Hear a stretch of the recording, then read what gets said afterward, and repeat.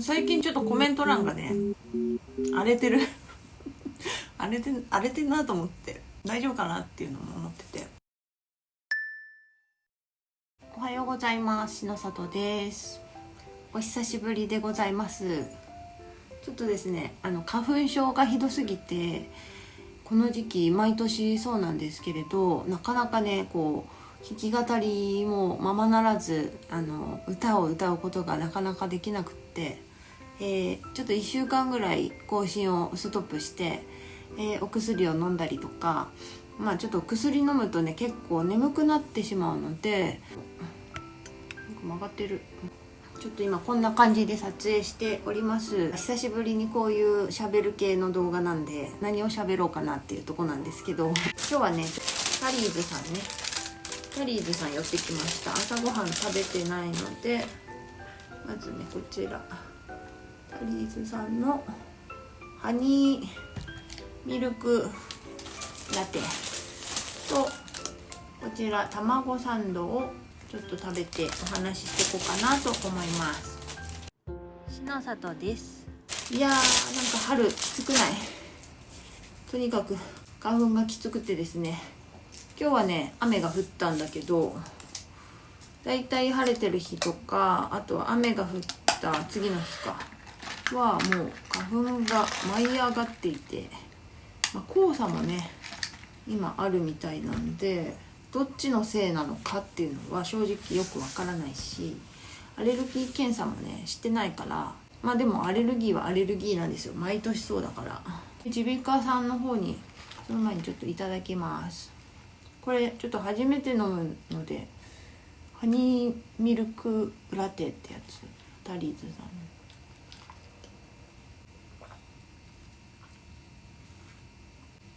甘っ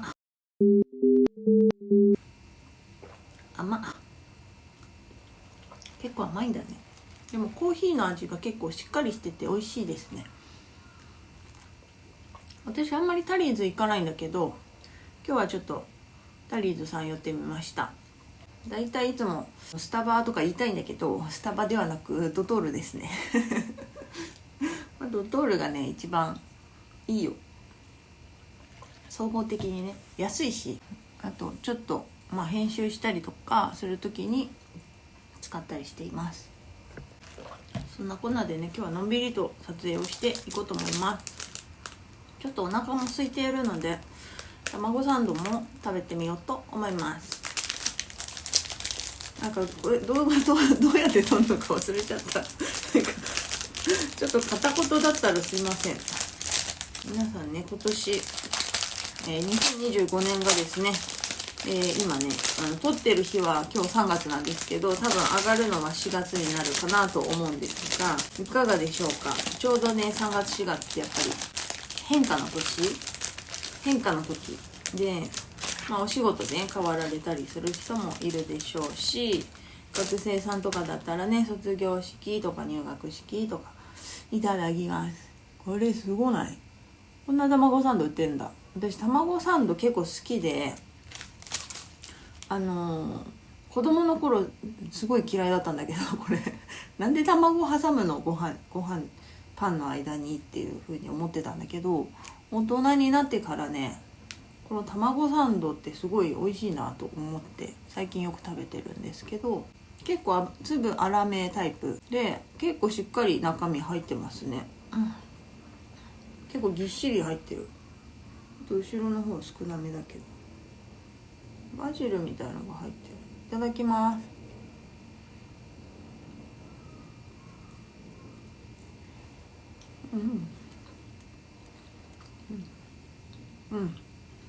うまいな。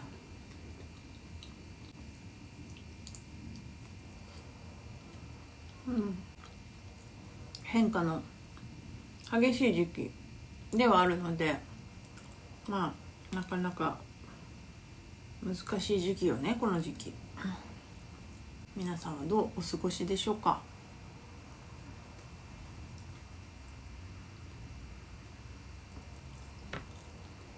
おいしい。私は特に変化はないんだけど、花粉症がきついね、この時期は。4月の中頃まで花粉症だから、ちょっとその時期まで弾き語りがもらつきがあると思います。でも頑張ってね、投稿していこうと思います。もうすぐ1800名様、登録者様ね、なんかどんどん増えていって、今年入ってから結構コンスタントに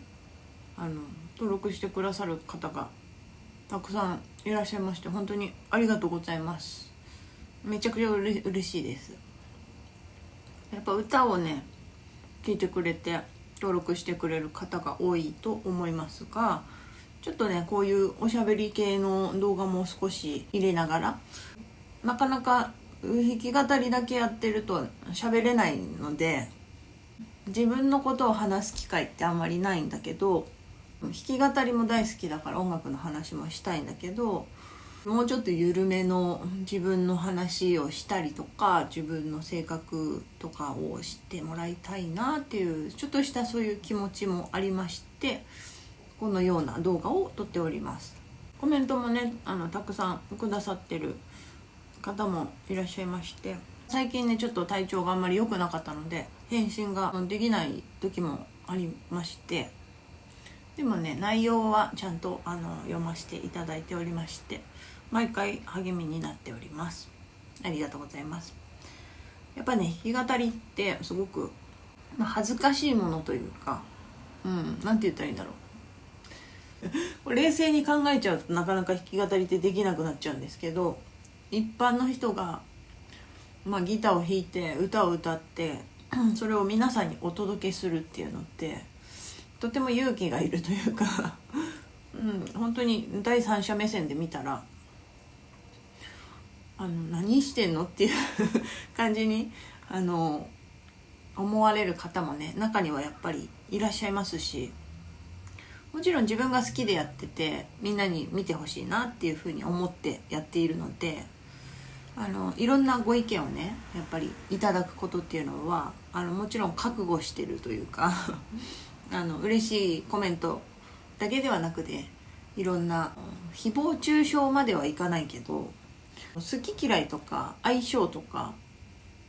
やっぱり耳にこう届くものっていうのはそういうのもあると思うので、もちろんねそういうのを言われてしまうという危険性というか言われてしまう覚悟はありながらねこういった配信をしているので、こうした収録をしているので、もうねそこは受け止めていこうと思ってますよ。なんかいろいろ話しちゃったんだけど、最近ちょっとコメント欄がね荒れてる荒れてんなと思って、大丈夫かなっていうのも思ってて、私ね自分のポリシーじゃないけどそういうのもあって、もちろん自分が感じた通りにコメントしてもらって全然大丈夫ですし、自分が話したい話をもしてもらっても大丈夫なんだけどできればその内容に沿った、動画の内容に沿った、ご意見だったりとか、感想だったりとか励ましの言葉だったりとか、そういうのいただけたら嬉しいです。ちょっと関係ないこともたくさんあるんですね。でもちろんコメントはねいただくのはとても嬉しいから、特にそのコメントを削除したりとかそういうことは私はしないし、特に誰かをブロックするとかそういうこともねしないです。結構言われてしまうこともねやっぱりもう3年ぐらいか YouTube2 年かやって2年ぐらい YouTube やっていると結構ねこうご意見言われたりすることもやっぱりね中にはあるんですけど、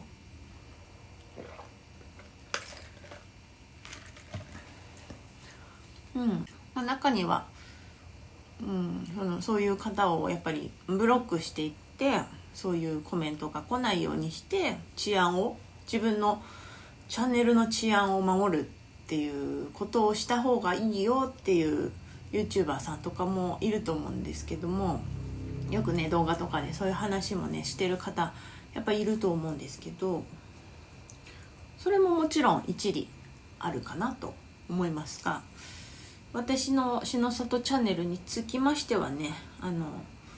そういうブロックをしたりとかはしないようにしています。やっぱりねいろんな人の意見を聞きたいし、いいことだけじゃなくてね、感じることって人それぞれだし、私もねその意見をじゃあ言われてもちろん嬉しいなとかありがとうございますっていうそういうコメントもたくさん、もうほとんどがそういうコメントなんですけれど、ちょっと傷つくようなこととか次の動画どうしようかなとか、なんか自信を喪失してしまうようなコメントとかも中にはやっぱりありまして、でもねそういうコメントをもらった時に考えまして、もちろんねぐさっと刺さっておおってなる時もあるんだけど、その方の意見はその人の意見、私はそうは思わない場合は私はそうではないっていう風にね、ちょっと他者の方と自分をこう切り離してやっぱり考える必要があるのかなって思いました。 YouTube やっててね。だから何を言われたとしてもね、私はこの動画を上げたいとか、何を言われたとしても私はやっぱり弾き語りが好きだし、みんなに聞いてほしいし、みんなにって言ってもやっぱり自分のことをいいと思ってくれてる人に届いたらいいな。やっぱり音楽とかって私もそうなんだけど好みってすごくあって、声が好きとか、この人の音楽性が好きとか、この人が歌ってるアーティストさんの歌が好きだからとか、いろんな見方もあると思うので、それぞれの方がねそれぞれの思いでそういう風に見ていただけたら、私はそれだけでもね嬉しいなと思います。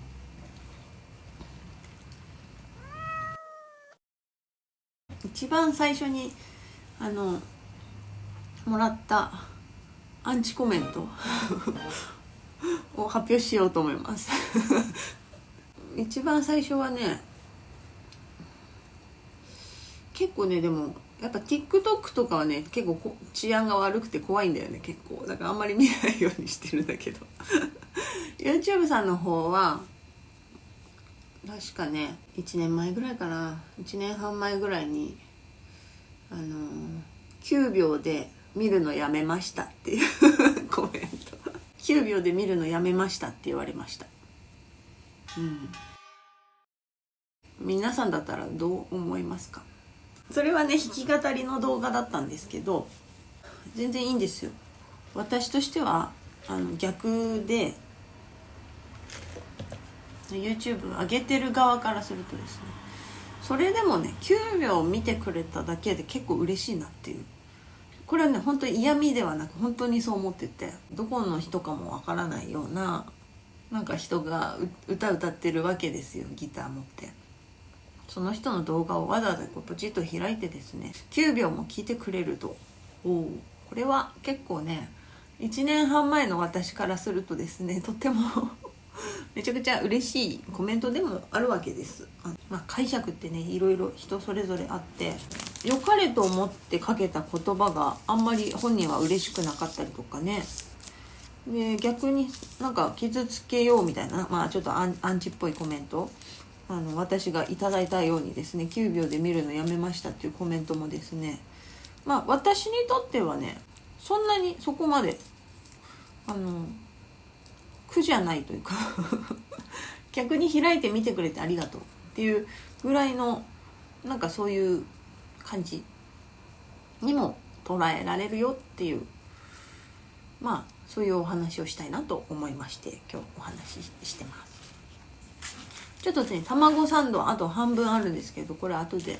食べようと思います。なんかこんな話するつもりじゃなくて花粉症の話をしてなんで休んでたのみたいな動画にしようかなと思ってたんだけど、ちょっと誹謗中傷アンチコメントの話、初めてもらったアンチコメント9秒で見るのやめたっていうのね、お話をさせていただきました。ある程度やっぱメンタルってこう強くないとねできない、こういうことはって思うし、やっぱり必要なのかなって思うんだよね。そういう体制というのかな、言われていくうちに慣れていくじゃないけど、少しそういう風に思う人もいるのかぐらいの感じでね、受け止めることができるようになったりもすると思うので、もしね YouTube されていてなんかちょっと辛い方とか、私の周りにやっぱり弾き語りの音楽の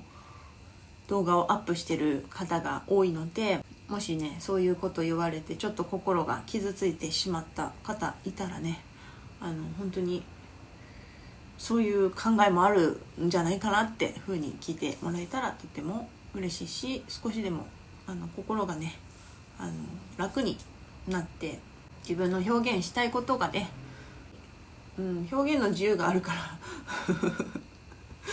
表現はしていいと思うんだよね。受け取り手がどう思うかっていうのはまたそれは、別の話というか、正直それとこれは一緒ではないっていう感じが、私の中ではするかなと思います。でもね、言われたことは真摯に受け止めてね、次に生かしたりとかしようと思ってます。なんか抑揚が足りないねみたいなこと言われたんですよね。で最初そのコメント見て、抑揚が足りなくって何も感じないみたいなことを言われまして辛辣かな。ちょっと私の感覚もちょっとずつ麻痺してきてるから、ちょっと結構ひどいのかなとかわかんないんだけど、逆にね結構確かに抑揚とかそういう音のボリュームとかのことを考えたりすることがあんまりなくって、私ちょっと耳がね少し難聴なもので、その音の大小をちょっとあまり聞き取れないところがあって、多分ね聞いてる方もしかしたらそういうふうに思うところもある、と思います。それはもう聞いて、私も録音して耳で聞くんだけど、音の大小がねちょっと分かんないんだよね。そこはすいませんって感じでそういうコメントもいただいたりね、音楽詳しい方もねたくさんいらっしゃると思うので、いろいろね教えてくれたりねする方もやっぱり中にはいらっしゃいまして、勉強しながら私も弾き語りをね、音楽の勉強しながらさせていただいているという感じです。なるべくね完成度は高く上げていきたいなとは思ってはいるんですけれども、毎日のようにね一応弾き語りは動画をアップしていきたいなっていう風に習慣づけてね思っているので、多少ちょっと気が抜けた時も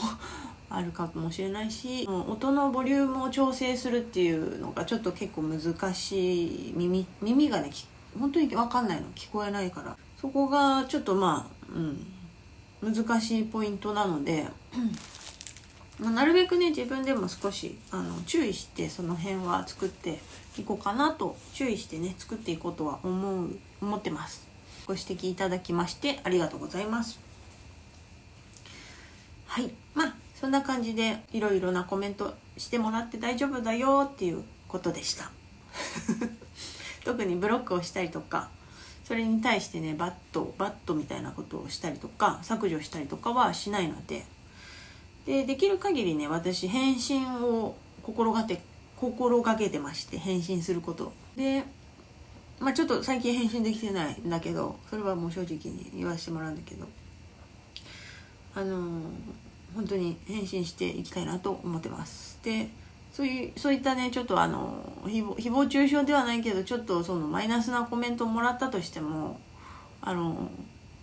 私返信してるので怖いことじゃなくて、ありがとうございますと聞いてくれてありがとうございますっていう返信をさせていただいているので、そういう